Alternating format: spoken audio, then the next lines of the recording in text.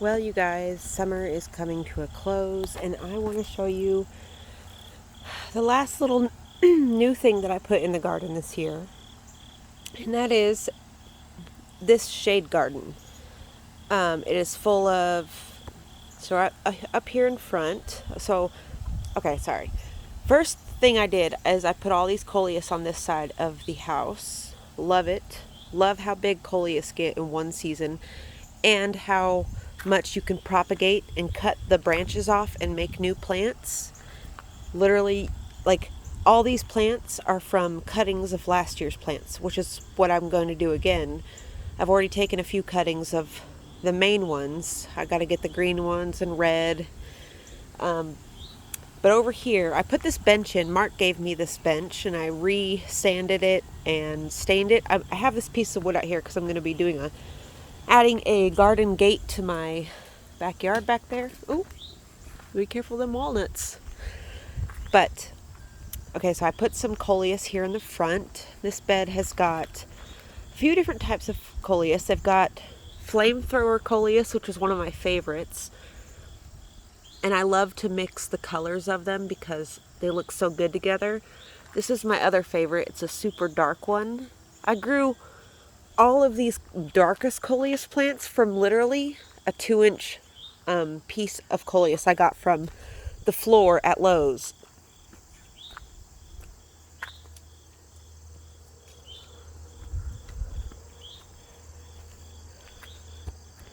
Okay, and I put some coleus back here and on this side too. But this right here, I put some hostas in. This heuchera, which I'm going to move because I think it needs more sunlight because it hasn't gotten any bigger this year. This is a muscadine grape that seeded itself. Well, a bird probably pooped it out. And then as we go over here, so all of this is like super brand new. Like I just put it in the other day. But back here we've got some ajuga. This is a Korean rock fern. We have some Scotch moss. This is a Feringii. I can't remember. Ferns, more ajuga. All of this ajuga was literally 3 little 4-inch container plants. And I split them up. They each had 3 plants inside of them. So, and we have some more flamethrower coleus, some begonias that I got on clearance, some wild violets right there. Let's see, some impatiens right here. Yeah, I love these ferns. I just put these in this year. They are perennials.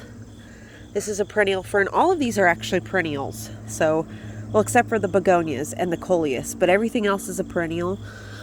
And you can see I wrapped it over there, and then I've put these little perennials in. This is a Empress Wu hosta and some polka dot plants.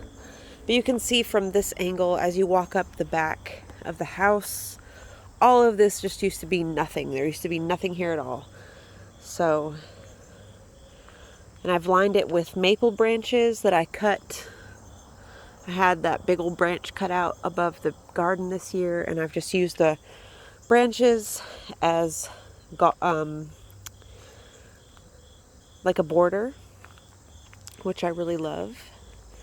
So yeah, it's not going to have time to get really big like I hoped, but next year we will do it all again and be adding some wildflowers because I did buy some shade garden wildflowers. So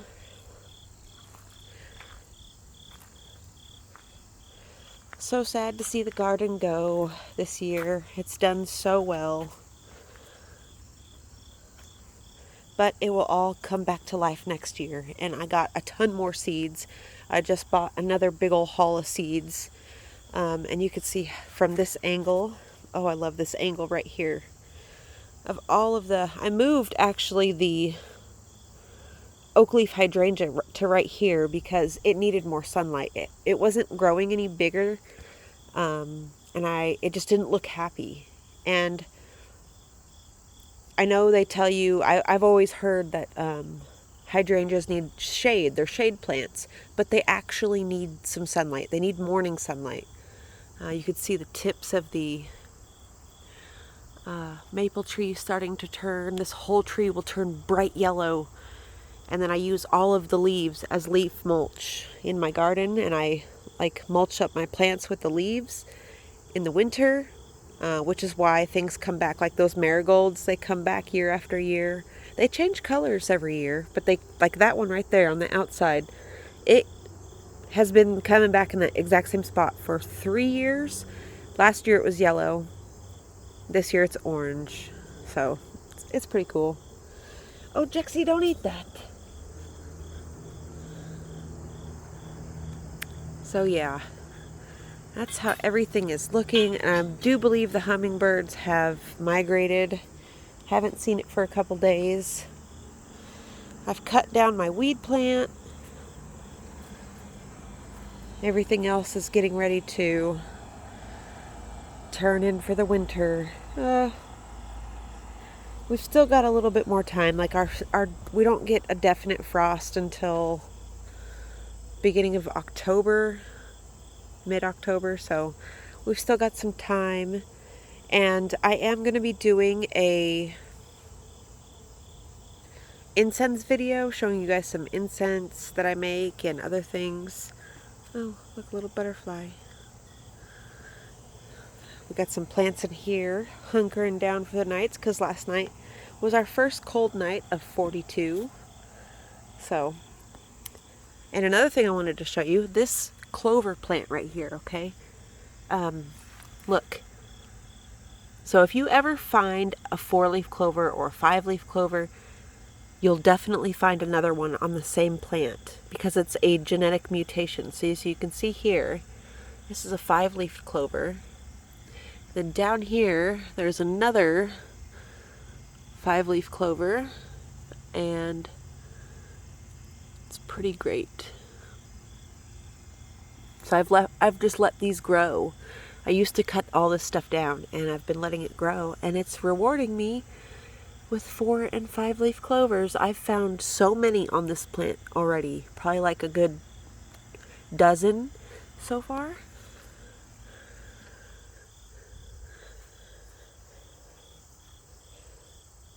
And over here, everything is still looking pretty nice, and actually it's kind of picking up since it's getting a lot cooler. I bought some different types of amaranth for next year, and I'm really excited to try them. I bought a few different varieties. I've picked a bunch of pumpkins. So these types of pumpkins that I have, they are called silver edge pumpkins. And apparently the flesh isn't good to eat, but the seeds are like top quality for seed as far as seeds go. And they're also, this is a Mexican pumpkin, and apparently the seeds make a sauce, a pipián sauce is what it's called. So that's pretty cool. I didn't know that. I did some research on them, and yeah, I picked, let's see, so far I've picked probably about 8 of them. But there's still lots on the vine, so I'm not worried about that. Still got a bunch of pumpkins on the vine. All the herbs, I gotta come out here and do some herb picking before I go to Alaska, so I can get that done. You could see here the blue glitter eryngiums. Look how big and healthy they look. These will flower next summer. We have 3 of them here. I'm so excited to see these flower next summer. You can see the St. John's wort is flowering. Got a lot of new growth on it. The mugwort, I did cut the mugwort. Fennel, everything looking good. Look at these striking, beautiful amaranth. I love the color of these amaranth. Yes, Jenkins? Hello, Jinky. Hello, Olivia. You can see all my carrots that I planted are growing. Don't go in the garden, Jinky. You can see that thyme has totally spread out and taken over that spot. We got some teddy bear sunflowers down here blooming. They're so small. Back there, got some Chinese forget-me-nots. Yeah, everything is looking quite beautiful. I don't know if this corn is going to be doing any good. And I did bring my air plants in last night too. I had to break this vine to get them off the hook. And then over here, we've got spider flowers still going. I planted a cabbage plant right there. I did put a bunch of seeds in, but they're going to be coming up next year. And these Nigella pods are still not ready. I have been watching these guys for a couple weeks now, waiting for them to dry out so I can harvest the seeds.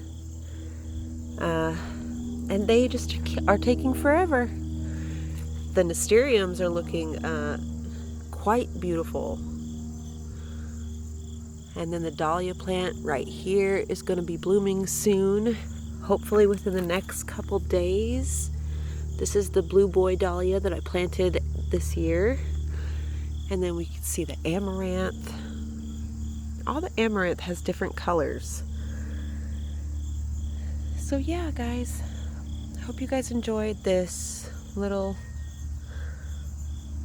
look at the garden and the new things that I've put in. I hope I've been reading comments throughout the year that I have inspired quite a few of you to start small gardens, and you don't know how happy that makes me, that I could share my passion and inspire you through a video. Like, that's so amazing. And I'm so grateful that I could give that to different people that I've never even met. Because it's truly, truly something that heals you and, I don't know, makes you look at the world through different eyes. So I love you all so much, and I will see you in the next video.